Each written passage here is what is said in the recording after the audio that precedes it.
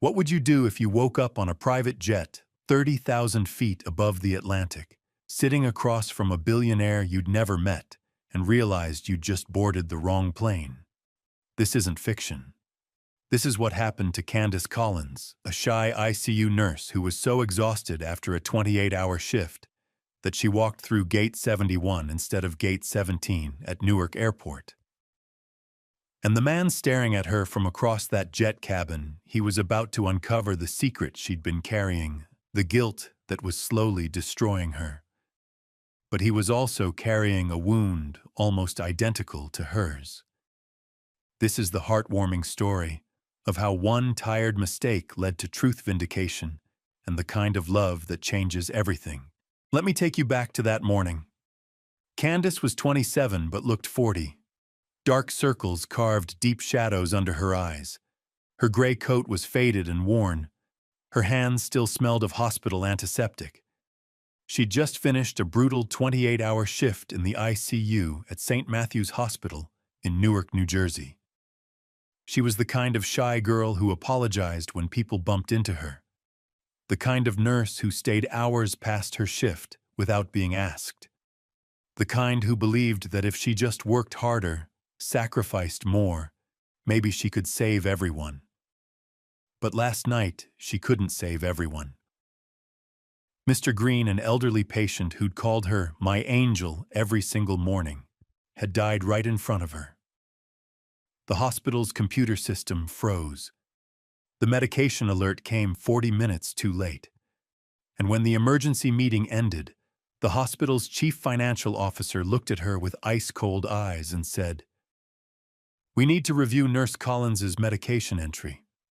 Candace walked out of that room believing she was a killer. Her best friend Hannah practically dragged her to the airport. 3 days in London, Candace. 3 days. You haven't taken a single break in 2 years. Go before you literally collapse. So Candace went, barely conscious, moving through Newark Airport like a ghost. Her phone buzzed. Hannah's text read, "Gate 17. Have fun. You deserve this." But autocorrect had other plans. The message displayed Gate 71 instead. Candace, too exhausted to question anything, followed the glowing sign toward private aviation. The area was eerily quiet.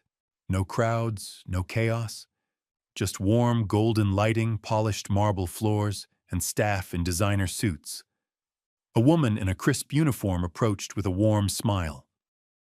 "Ms. Blake, we've been waiting for you.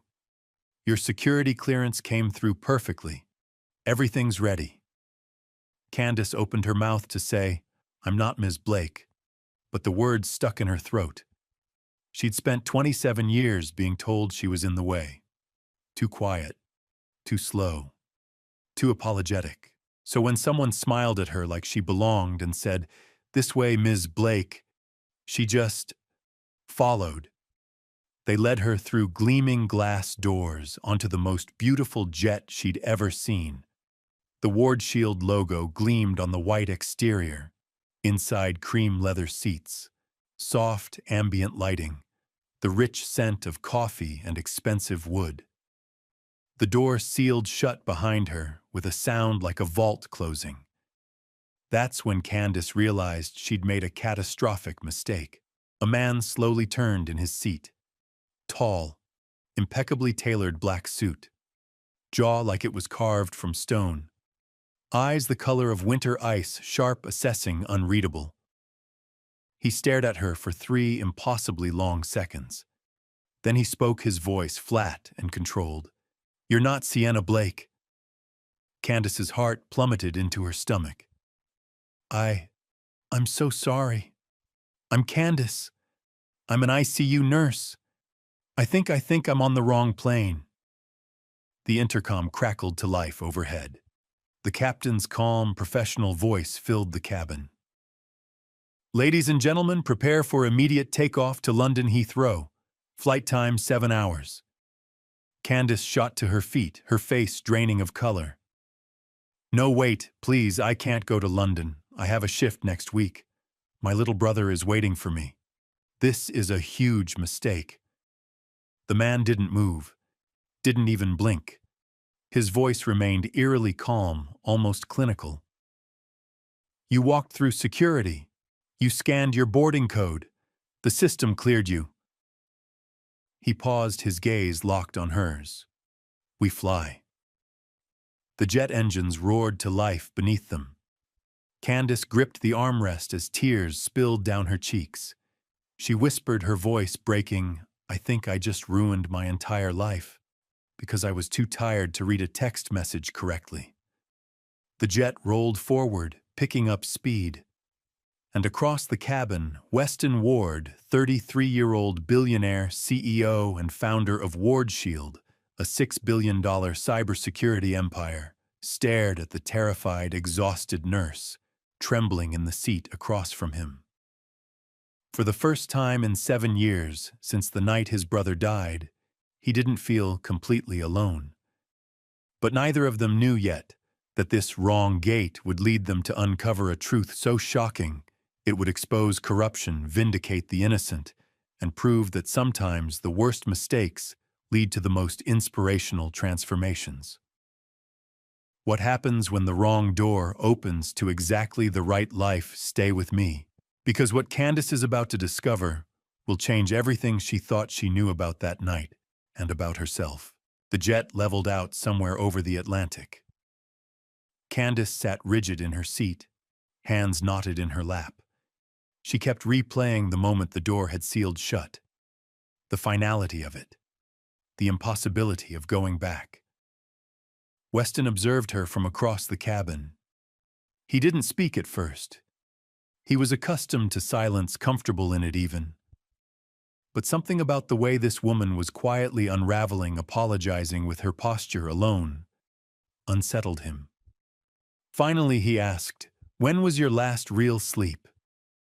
Candace looked up, startled. She forced a small smile, the kind nurses gave when they were dying inside but didn't want anyone to worry. "Last real sleep, I honestly don't remember." Weston leaned back slightly, studying her. "Why were you going to London?" "My friend Hannah booked it for me.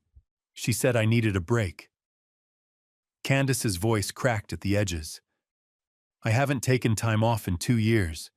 I work doubles, I cover other people's shifts, She stopped herself. "I'm sorry. You don't need to hear this." I asked. The cabin lights dimmed automatically. Something about the darkness made it easier to speak. Easier to confess things you'd never say in daylight. Candace began talking, haltingly at first, then faster like a dam breaking. She told him about the ICU, about being perpetually understaffed and overworked, about running on adrenaline and guilt, about the computer system that lagged, froze, and glitched at the worst possible moments, about Mr. Green. "He was 83, she whispered. "Every morning he'd squeeze my hand and say, 'There's my angel.' He had this little routine. He'd ask me about my day first, before telling me about his pain levels. Like he was taking care of me instead of the other way around." Her voice grew softer, more fragile. "Last night his vitals started dropping. I entered the medication order, but the system froze. The alert didn't come through for 40 minutes. By the time it did," she closed her eyes. "I was holding his hand when he stopped breathing.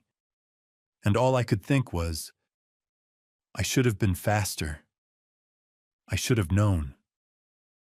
Her voice splintered completely. Afterward in the meeting, Dr. Pierce said it might be human error, that they needed to review my medication entry. She stared down at her trembling hands. "I think I killed him. If I'd been faster, if I'd noticed something sooner, if I'd just..." "Stop!" Weston's voice sliced through the cabin, sharp and cold. Candace flinched, but when he spoke again, his tone had softened just barely. "Systems fail. Humans get tired. That doesn't make you a murderer." Candace shook her head, tears streaming freely now. "All I do is work. And the one time I decide to take 3 days off, someone dies right before I leave. What does that say about me? Weston didn't answer immediately. He stared out the window into the black void of the Atlantic, jaw clenched tight. He was thinking about Noah, his older brother, a resident physician. Brilliant, compassionate, overworked. Noah had died during surgery when the hospital's power grid was hacked. Total blackout. Backup systems failed. Weston, then a young software engineer, had watched the entire healthcare infrastructure collapse in real time, and he'd been powerless to stop it. He'd built Ward Shield to make sure it never happened again, but it kept happening. Different hospitals, different patients, different nurses carrying guilt that wasn't theirs to carry. Weston turned back to Candace, his expression unreadable. The system you're describing, the lag, the delayed alerts that shouldn't happen. Not if the infrastructure is properly maintained. Candace's eyes were closed, now exhaustion finally winning.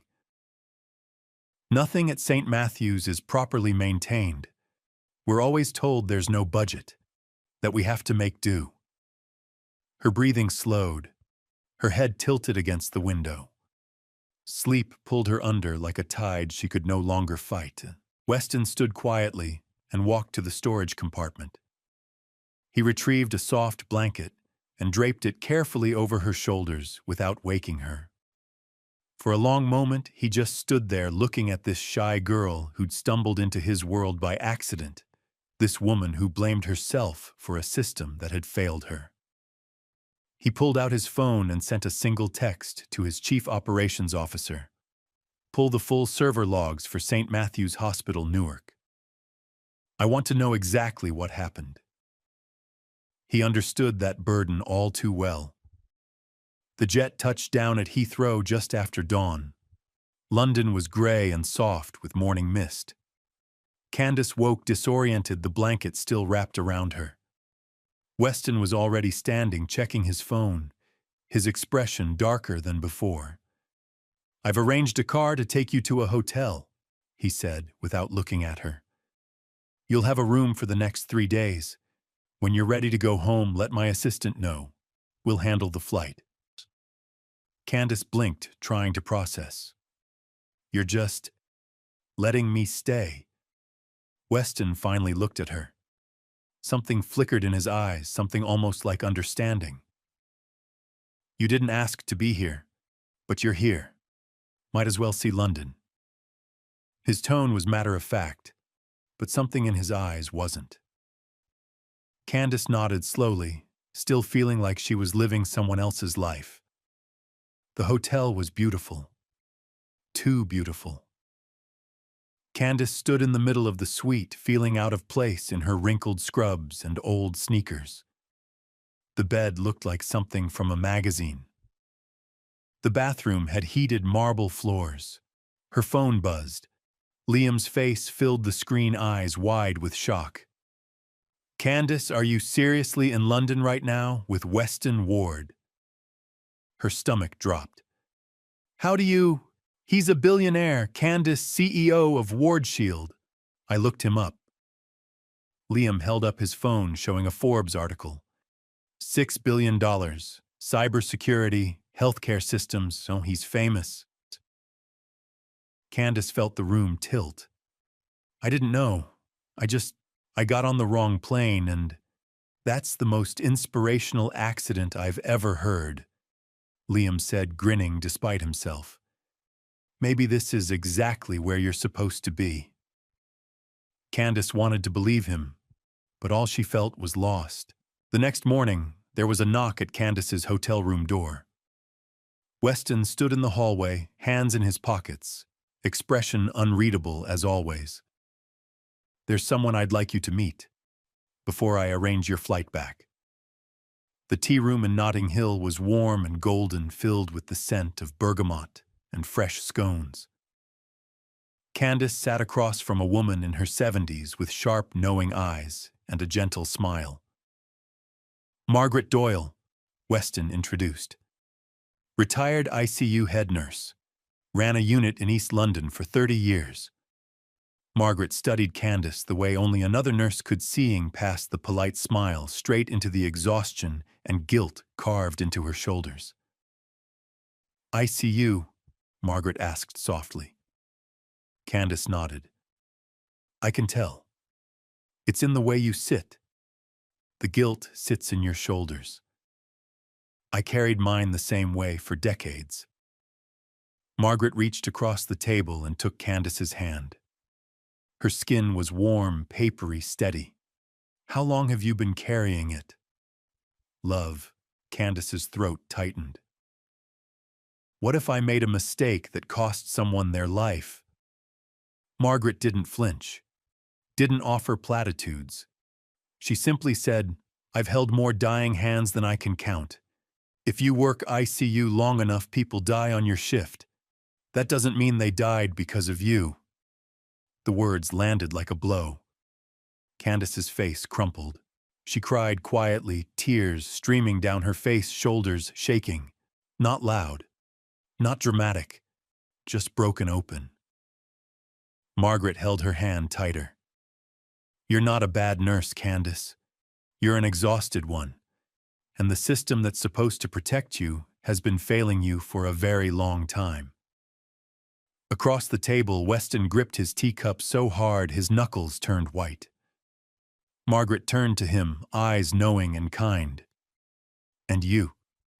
You look like a man who's been trying to fix the whole world alone. Weston said nothing. But he didn't deny it. Margaret poured more tea, her movements deliberate and calming. I lost a patient once. Young mother, car accident. She coded on my shift and I froze for maybe 5 seconds. Just 5 seconds of pure panic before training kicked in. She looked at Candace. She didn't make it. And for years I told myself those 5 seconds killed her. Candace's breath hitched. It took me a decade to understand something. Margaret continued. Those 5 seconds didn't kill her. The accident did. The internal bleeding did. The underfunded trauma unit that didn't have enough staff did. But I was the easiest person to blame. So I blamed myself. She squeezed Candace's hand. Don't give yourself that sentence, love. You don't deserve it. Later that afternoon, Weston drove Candace out of the city. They traveled in near silence the English countryside unfolding in soft green hills and stone walls. They arrived at a country house, old stone covered in ivy, peaceful, timeless.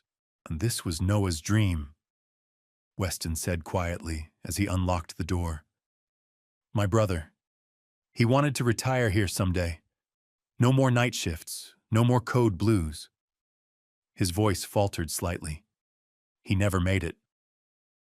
Inside the kitchen still held traces of Noah, a sticky note on the fridge in his handwriting one day.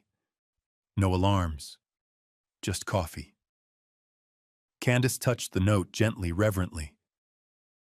What happened to him? Weston leaned against the counter, arms crossed, eyes distant. He was in surgery when the hospital got hacked. Power went out, backup systems failed, monitors went dark. He paused. He died on the table. Candace's breath caught. And you? I was an engineer at the time.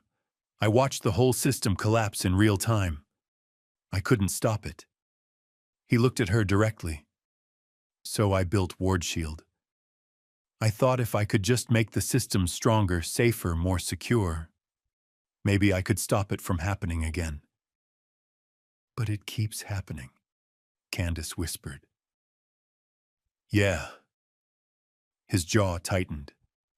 It keeps happening. They stood there in the quiet kitchen, two people who'd each lost someone in a hospital, both carrying guilt that didn't truly belong to them. Weston broke the silence first. I'm glad you walked onto my jet. Candace looked up, surprised. Why? Because I've been alone in this for a long time, and I didn't realize how heavy it was until I met someone else who understood.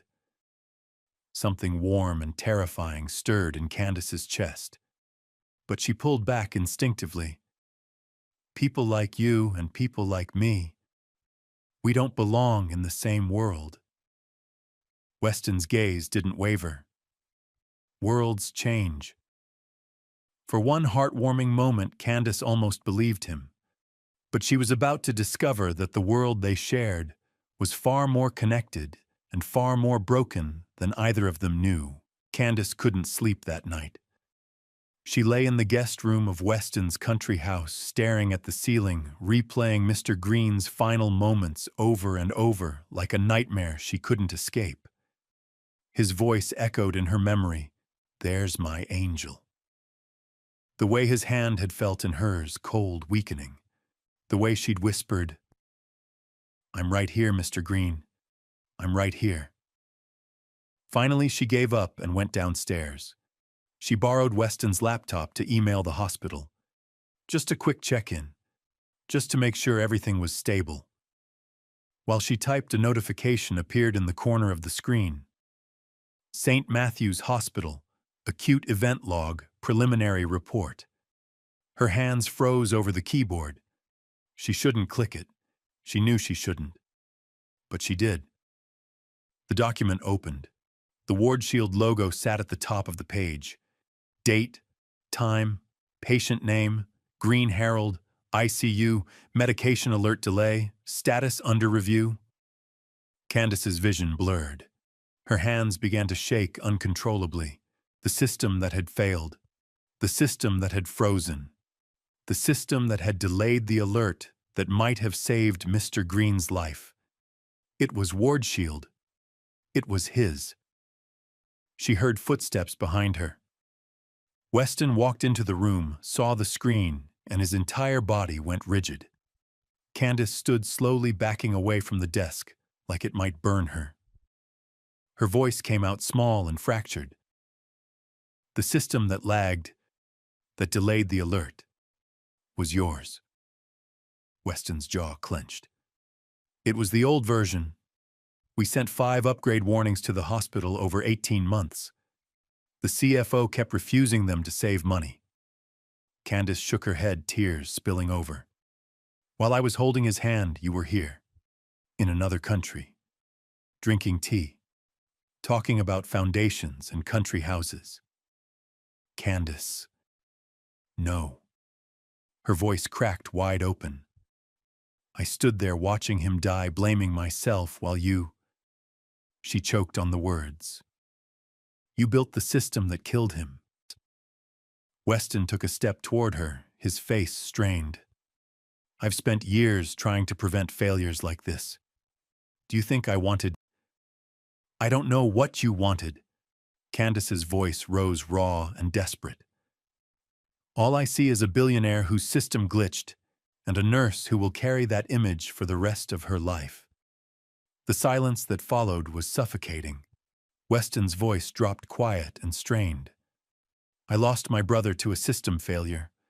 I built Ward Shield to stop it from happening again. And it's still happening.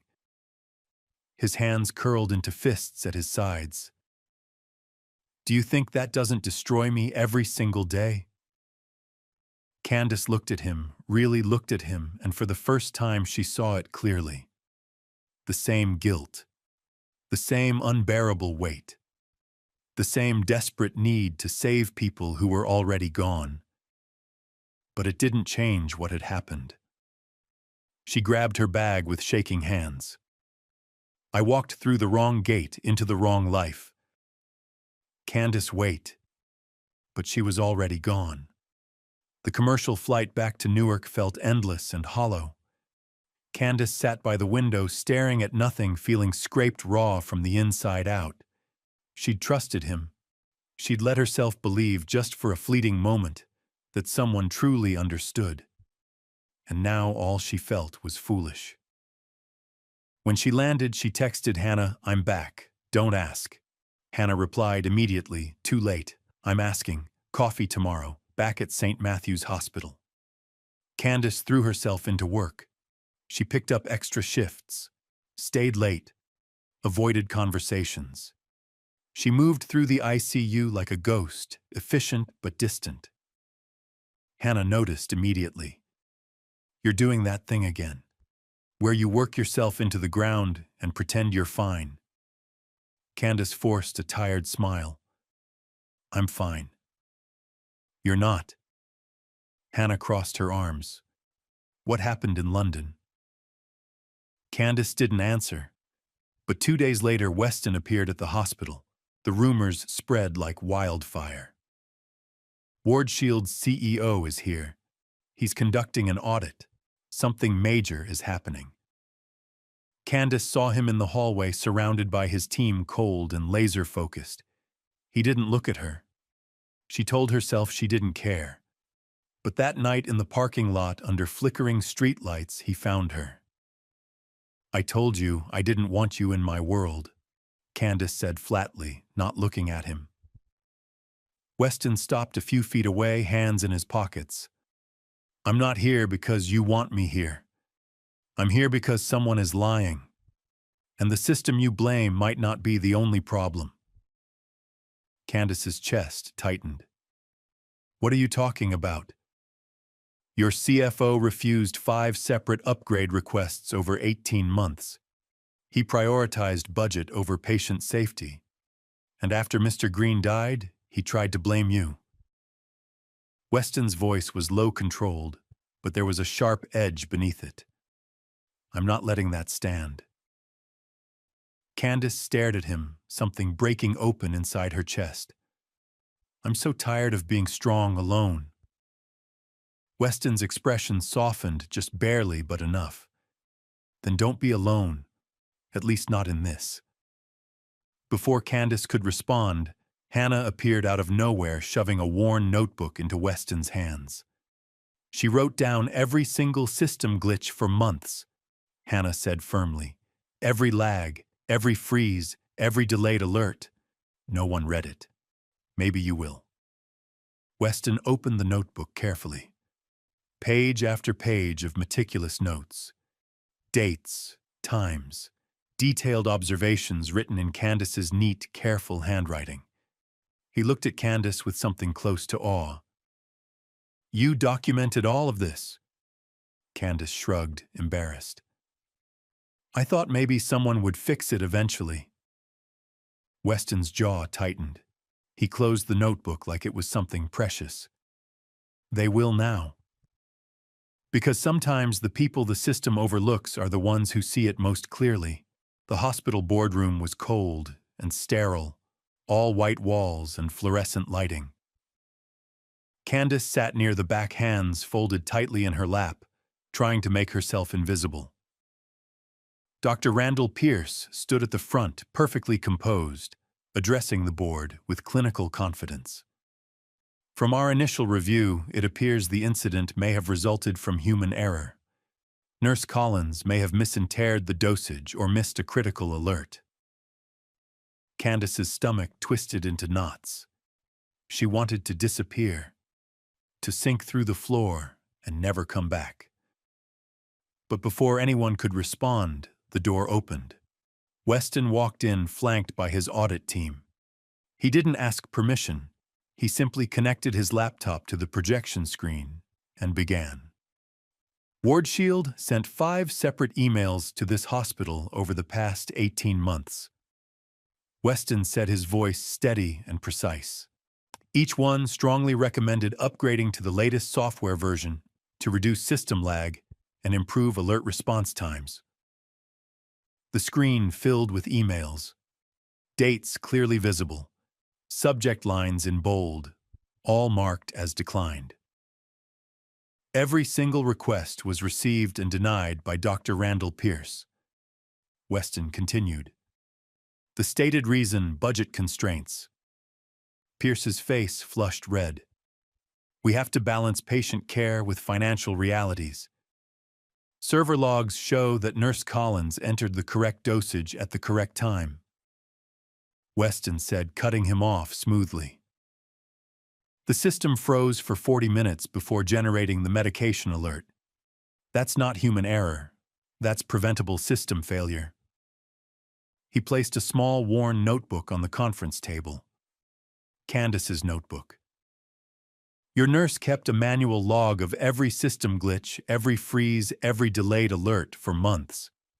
She documented patterns. She reported them through proper channels. She saw this problem coming. Weston's gaze locked onto Pierce. No one listened. The room was utterly silent. Pierce's voice rose defensively. Nurses make mistakes all the time. We can't blame technology for every unfortunate outcome. Weston's expression turned to ice. No one is saying technology is perfect. That's precisely why we upgrade it. But this nurse didn't ignore the warnings. He paused deliberately. You did. He straightened, addressing the entire board now. Effective immediately, Ward Shield contracts will include mandatory upgrade compliance clauses. If a hospital administration refuses critical safety upgrades, we terminate the partnership. We don't work with institutions that gamble with human lives to save money. The board chair cleared her throat, visibly shaken. Dr. Pierce, please step outside while we review your conduct. Effective immediately, you're suspended pending a formal investigation. Pierce's face went pale. He opened his mouth to argue, but the chair's expression left no room for negotiation. The door closed behind him with a hollow thud. Candace sat frozen, tears streaming down her face. But this time they weren't tears of guilt or shame. They were relief. Pure, overwhelming relief. She whispered, barely audible, I didn't kill him. Across the room, Weston looked directly at her. His voice was quiet, but she heard every word. And I didn't kill Noah. He exhaled deeply, something easing in his chest for the first time in years. We're done letting broken systems turn us into villains in our own stories. Candace met his eyes, and for the first time she didn't see a distant CEO from another world. She saw a partner, someone who understood, someone who fought beside her. Because the truth, when it finally comes to light, doesn't just free you. It transforms you. Later that night, Candace stood outside the hospital, breathing in the cool evening air. Weston found her there, leaning against the brick wall. Thank you, she said softly. He shook his head. You documented everything. You saw the problem. I just made sure people listened. Still, she looked at him. Thank you for believing me. Weston's expression softened. Always. 1 year later, London. The ballroom glowed with soft golden light. Nurses, physicians, hospital administrators, and healthcare advocates filled the elegant space, all gathered for the official launch of the Noah Ward Foundation for Healthcare Workers, a fund dedicated to supporting exhausted medical professionals and improving patient safety systems nationwide. Candace stood at the podium, shoulders back, no longer hunched or apologizing for existing. She wore a simple navy dress, her hair styled softly, her eyes bright and clear. She looked out at the crowd, Margaret sitting in the front row, Liam beside her beaming with pride, Weston standing off to the side with his arms crossed, watching her with quiet admiration. She took a steady breath and began. For years we told nurses to be strong, to work harder, to sacrifice more. We called burnout part of the job. Her voice was clear and unwavering. But burnout is not weakness. It's a wound, and like any wound, it needs care, attention, and healing. She paused, letting the words settle over the room. This foundation isn't just for me. It's for every nurse who went home after a devastating shift and whispered, maybe it was my fault. It's for every person who carried guilt that was never theirs to carry. It's for every healthcare worker who documented problems, raised concerns, and was told there wasn't budget, there wasn't time, there wasn't support. Her voice grew stronger, more passionate. You are so much more than your hardest day. You are more than the system's failures. and you deserve a world that protects you as fiercely as you protect your patients. She looked directly at Margaret, whose eyes glistened with tears. You deserve to be seen. The room erupted in heartfelt applause. Later that night, Candace stood on Westminster Bridge, the Thames glittering beneath her like scattered diamonds. The city hummed softly around her. She felt lighter than she had in years, not because the pain was gone, but because she'd finally learned how to carry it. Weston appeared beside her, hands in his pockets, a small smile playing at the corner of his mouth. He pulled out a delicate velvet box and handed it to her without a word. Inside was a silver necklace, a tiny charm shaped like an airport gate engraved with the number 71. Candace's breath caught tears, immediately filling her eyes. Weston's voice was soft, almost vulnerable. One wrong gate. Gave me the right person. Candace smiled through her tears, touching the charm gently, and taught me that I deserve a life beyond just surviving. She reached up, wrapping her arms around his neck. They kissed, not with dramatic fireworks or sweeping music, but with the quiet, profound certainty of two people who'd walked through fire together and come out holding each other. Candace's voiceover, warm and reflective, filled the space. We didn't fix the entire world, but we fixed the way we see ourselves in it. We learned that guilt doesn't have to be a life sentence, that broken systems can be challenged, that the shy girl who documents problems in a notebook can change everything. And sometimes, that's enough. Because healing doesn't mean erasing the past. It means learning to carry it with grace, wisdom, and the inspirational courage to keep moving forward.